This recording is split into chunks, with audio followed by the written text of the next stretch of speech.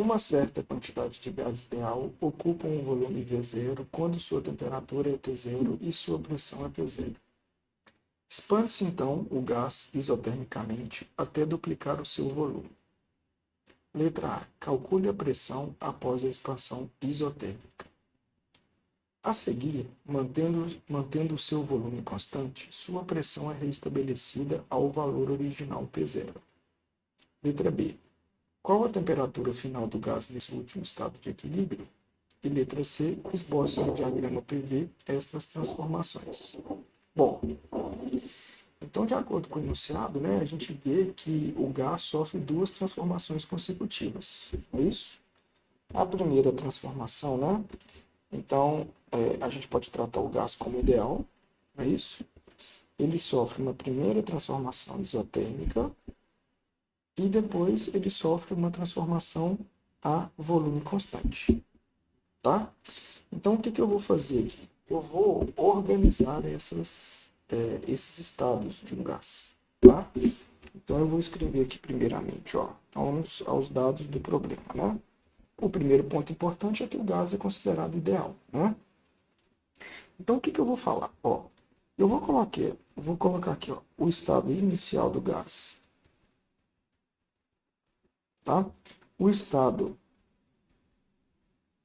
intermediário e aqui o estado final.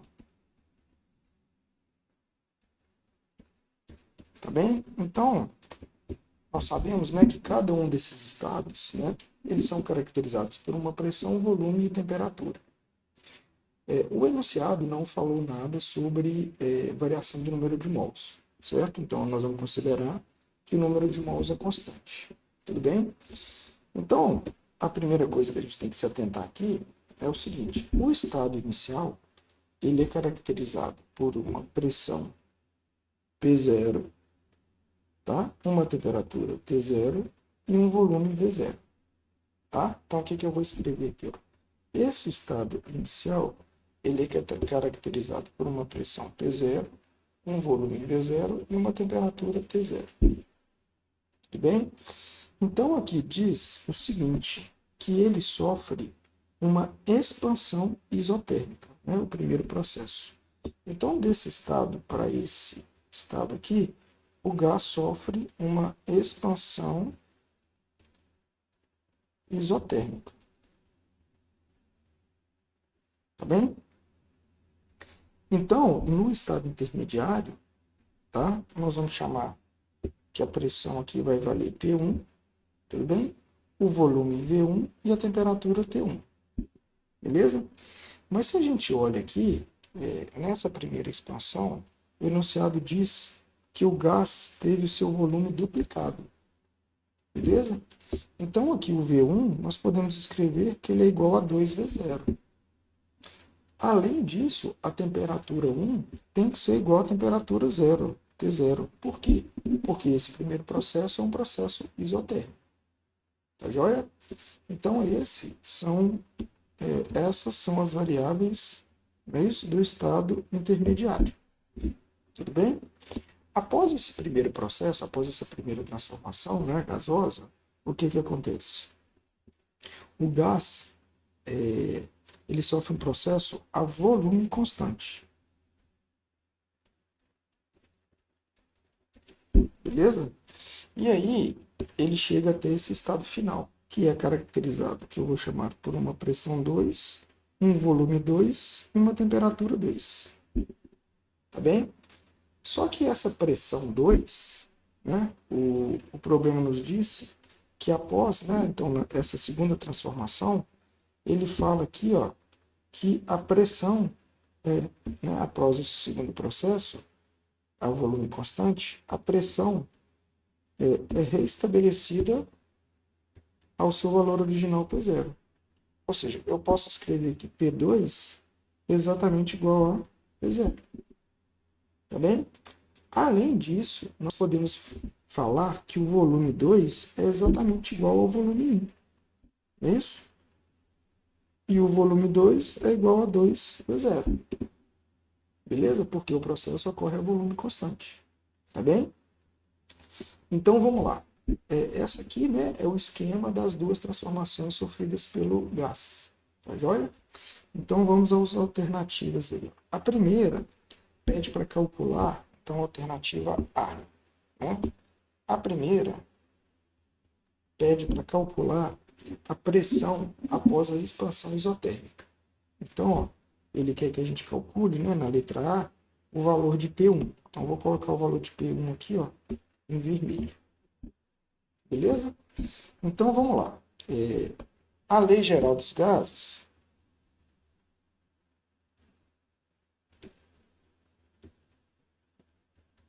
nos diz o seguinte, né? Que P0, V0 sobre T0 tem que ser igual a P1, V1 sobre T1. Isso? Essa é a lei geral. Tá bem? O que nós vamos fazer aqui? Nós vamos adaptar essa lei ao processo isotérmico, né? Porque o primeiro processo que o gás sofreu aí é um processo isotérmico, né? Então, eu vou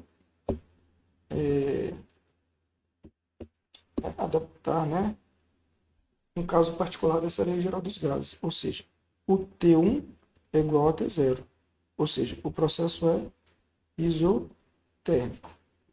Tá bem? Então, se o processo é isotérmico, essa temperatura aqui é igual a essa, então o que a gente obtém? A gente obtém que P0, V0 tem que ser igual a P1, V1. Beleza? Então, isso aqui vale para o processo isotérmico. Beleza? Então, o que o problema pede? Para a gente calcular exatamente P1. Tá? Então, eu vou colocar aqui, ó, cálculo de P1. Tá? Então, eu vou copiar, certo? Então, nós obtivemos o quê? Que P0, V0 é igual a P1, V1. Beleza? Se a gente quer calcular P1, tá? Então eu vou falar que P1 é igual a P0, V0 dividido por V1. Ok? Então, P0 eu vou manter porque eu não conheço, né? O problema diz que a pressão inicial é P0. O volume V0 foi fornecido e o volume V1, a gente sabe que o volume V1 é exatamente igual a 2 vezes V0. Tá? Então, o que a gente obtém aqui? Posso cortar V0 com V0. Então, a pressão após a primeira transformação isotérmica é exatamente a metade da pressão inicial. Ou seja, P1 é exatamente igual a P0 dividido por 2. Tá bem? Então, esse é o resultado da alternativa A. Joia? Ou seja, a pressão após a primeira transformação gasosa é exatamente a pressão inicial dividido por 2. Tranquilo? Beleza. Só que aí depois ele pede para a gente analisar o seguinte, ó, né, alternativa B. Desculpa. Qual é a temperatura final do gás nesse último estado de equilíbrio térmico? Ou seja, o que ele está querendo aqui agora? Ele está querendo que a gente, né, calcule o valor de T2. Beleza? Então, o que eu posso fazer? Eu posso comparar o estado final com o estado inicial, ou posso comparar o estado final com o estado intermediário. Né? O que eu vou fazer? Eu vou pegar o estado final com o estado intermediário, né, que é mais fácil. Tá bem? Então, vamos lá para a alternativa B. Certo? Então, vamos lá. A lei geral dos gases, né?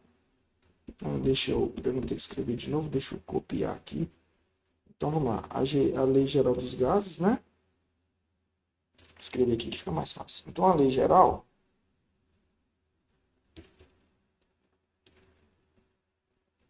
ela fala então que P1, V1 sobre T1 é igual a P2, V2 sobre P2. Joia? Por quê? Eu estou comparando o estado 1, então deixa eu retornar aqui. Estou comparando o estado agora, desculpa, o estado intermediário com o estado final. Beleza? Então, o que a gente tem? Nós temos essa relação que vale para qualquer transformação. Tá? Só que qual transformação que a gente tem agora? A gente sabe, né, que o processo é volume constante, então o V2 é exatamente igual a V1. Beleza? Isso aqui, então, é um processo isovolumétrico. métrico, certo? Então, se a gente olha essa lei geral aqui, a gente pode cortar o volume final com o volume inicial. Então, o que, que a gente obtém? Que P1 sobre T1 é exatamente igual a P2 sobre T2, certo? Então, essa relação é válida para qual processo? Para processo isovolumétrico, certo? Bom, agora que a gente já tem essa relação, basta jogar os valores, certo? Vamos lá. P1, nós encontramos que P1 é... Então, vamos lá. Cálculo de T2, certo? Então, ó, o que a gente está querendo é esse carinha aqui, ó.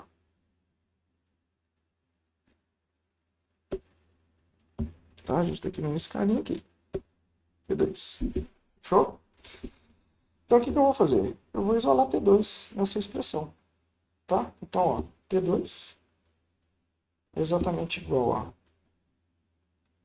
P2 que multiplica T1 dividido por P1. Certo? Então, vamos lá. Quanto que vale P2? Bom, P2 vale exatamente P0. Né?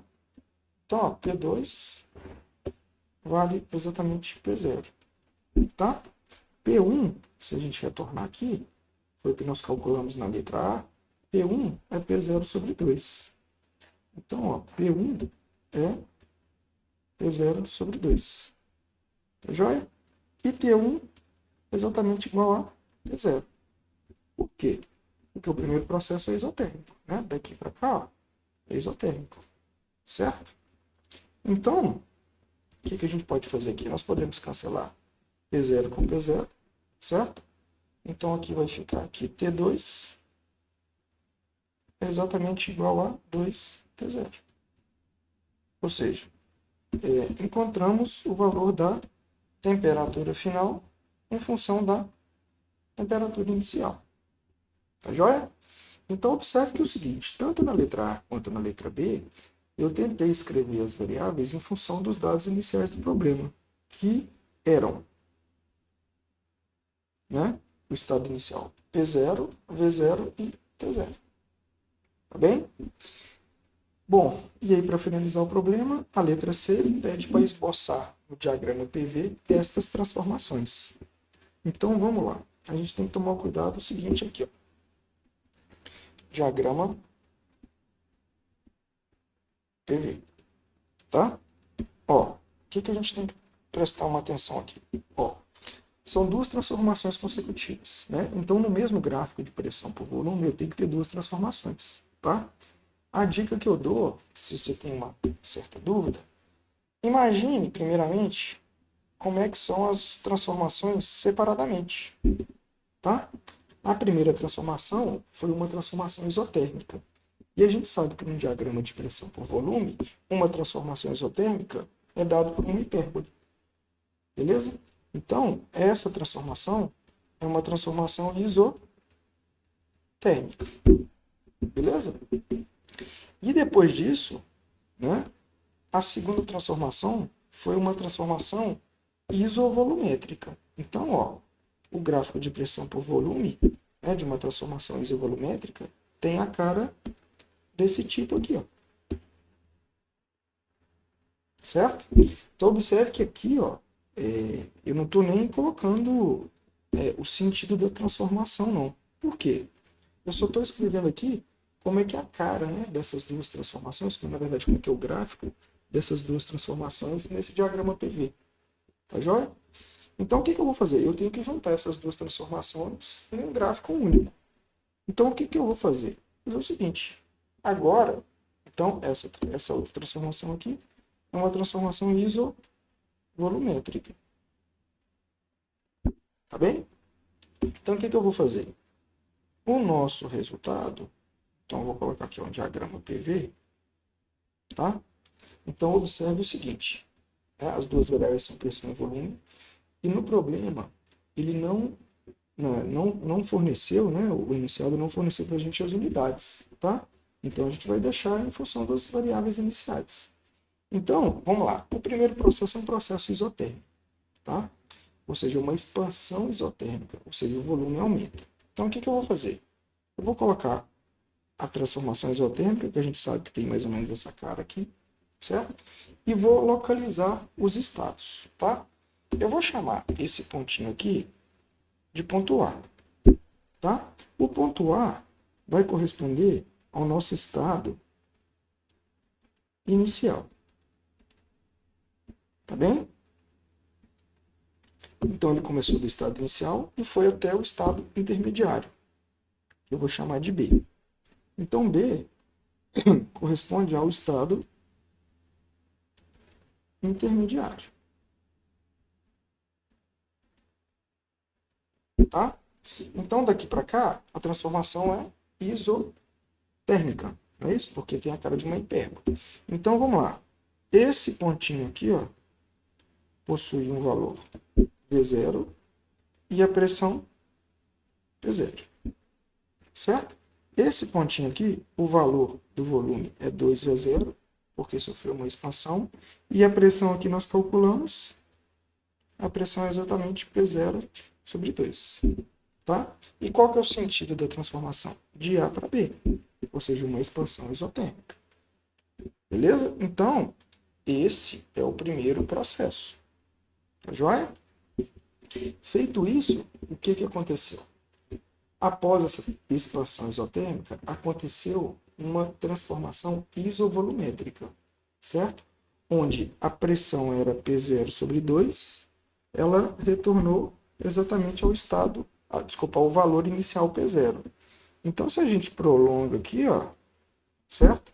O segundo processo ele tem que sair desse pontinho e chegar até esse pontinho aqui. Por quê? Esse ponto aqui, ó, que eu vou chamar de C, tem exatamente a mesma pressão inicial. Então, o C aqui, ó, corresponde ao estado final, tá? E qual que é o sentido da transformação?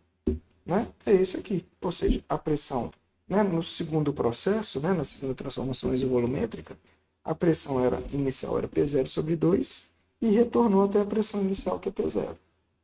Tá bem? Então, esse é o gráfico dessas duas transformações aí, tá? Um gráfico de, né, um diagrama PV. Então, deixa eu aumentar esse eixo aqui só para ficar menos bagunçado. Então, ó, esse aqui é um diagrama PV para essa transformação. Joia?